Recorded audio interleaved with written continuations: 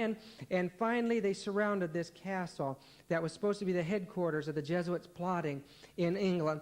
And when they broke into the castle, they found it was a massive maze of passages and rooms, and they couldn't hardly find their way in and out of the place. But finally, after a thorough search, they left it. They didn't see anyone there.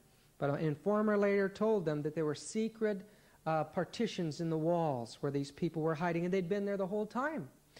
Finally, they decided, we've got it. The police in England, you know that Scotland Yard is such a brilliant investigating agency. And you know, what's that fellow with the pipe and everything?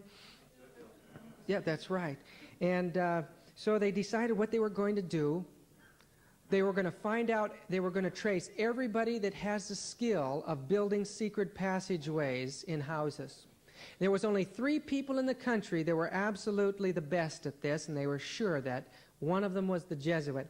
And so they looked up 2 of them, and they looked up one of them, and he was cleared. And then they looked for the other 2, and they found out he was the same man under 2 names. And they had their man.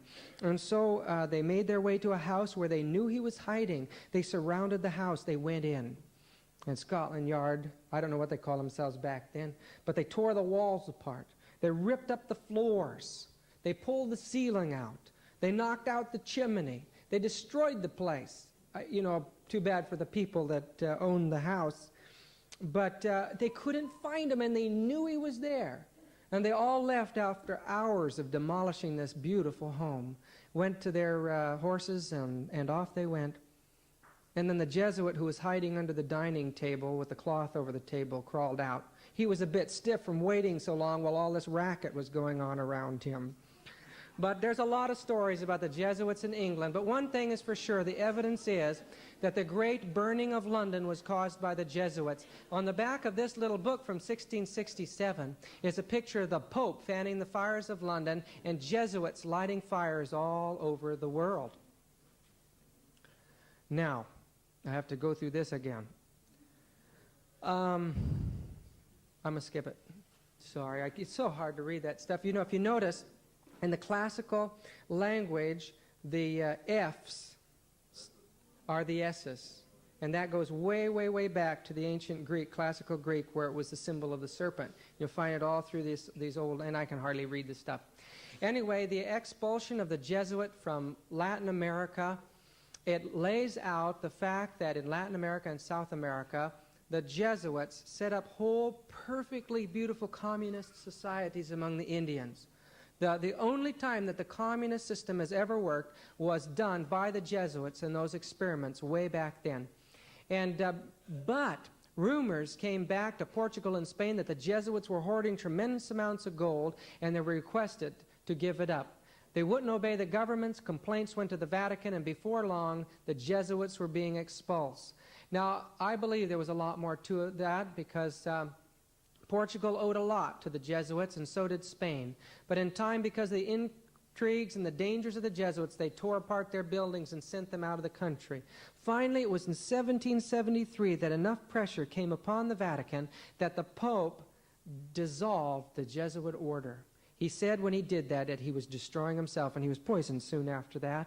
But a more terrible persecution came upon those poor Jesuits, as from one country to another, after so much hatred was directed towards them, they were tied up in dungeons, they were tied up in the hulls of ships, they were forced to secularize themselves or be tortured and died.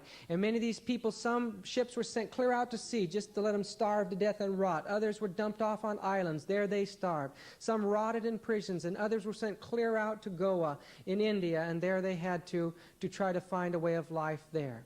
But the Jesuits cannot be beat, not by powers of this world, only by Jesus Christ. And in Russia, Catherine the Great kept the Jesuit order, and there they carried on all of their functions. They continued to vote, and they continued to carry on their ancient religion, with the result that in the early 19th century, when the Jesuits were allowed to reform, absolutely nothing was lost. They had reorganized during that time under the various Catholic societies and continued to function. Now, this is the government of the Jesuit order. At the top is the general. Below that is provincial, those who are heads over whole areas in the world. And then below that are the superiors who head up the houses and the colleges and so on. And then below that are the vast network of Jesuit espionage agency. This is an elaborate agency. They're to tell on each other as well as everything else. Everyone is alone, having to obey everything that the superior says. The superior is to make a detailed report to the provincial, and then the provincial has to give a summary report monthly to the general, while the superiors go over their heads and give a report periodically too. In this way, a balance is made. The general is subject himself to a council of 6 men, why 6, elected by the general congregation. 4 are elected from 4 different countries. 1 is an advisor and military commander, and the other is a general's confessor. One or the other of the latter 2 must be with him at all times. So he himself is under the control of the whole body, while he is supposed to be Jesus Christ in person. And we were watching one of these Jesuit ceremonies.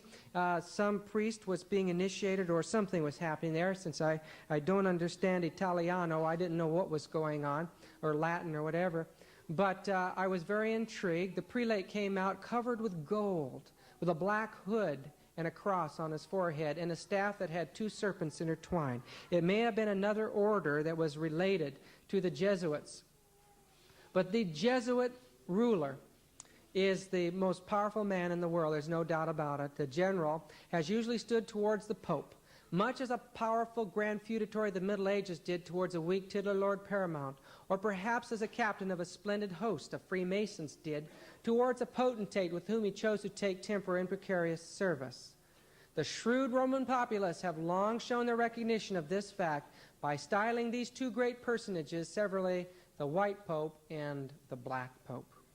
In truth, the society has never from the very first obeyed the Pope whenever its will and his will have happened to run counter. If you could picture it like this, here's the great structure of the Roman Catholic Church throughout the world.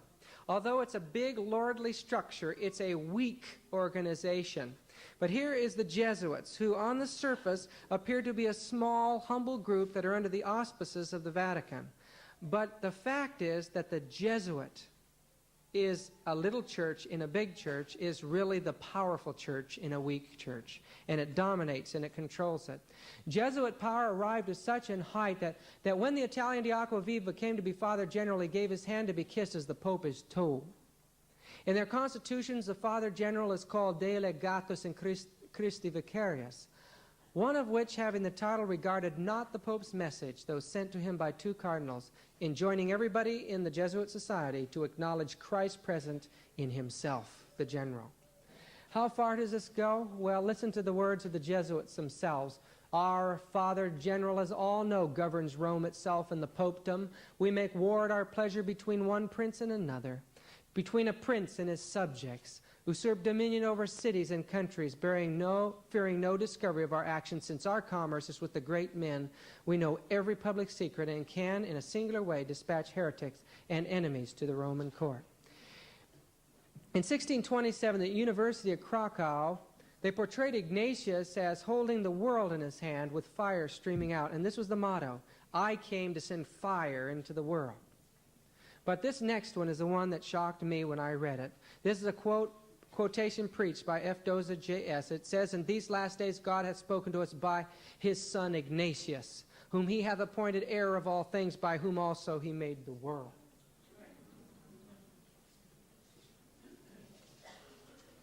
The reason that they have so much power is their discipline for obedience. For a fear readily to declare his assent and consent to his superior an act of obedience when he says the snow is black or the crow is right, bidding light the candle at the wrong end, or the like, is the formal property of this Constitution. To yield perfect, absolute, and unlimited obedience to him they call Christ's Vicar, and they mean it, Christ's Vicar, see? By the abdication of their own will and judgment, they are the staff in the old man's hand. We should always be ready to accept this principle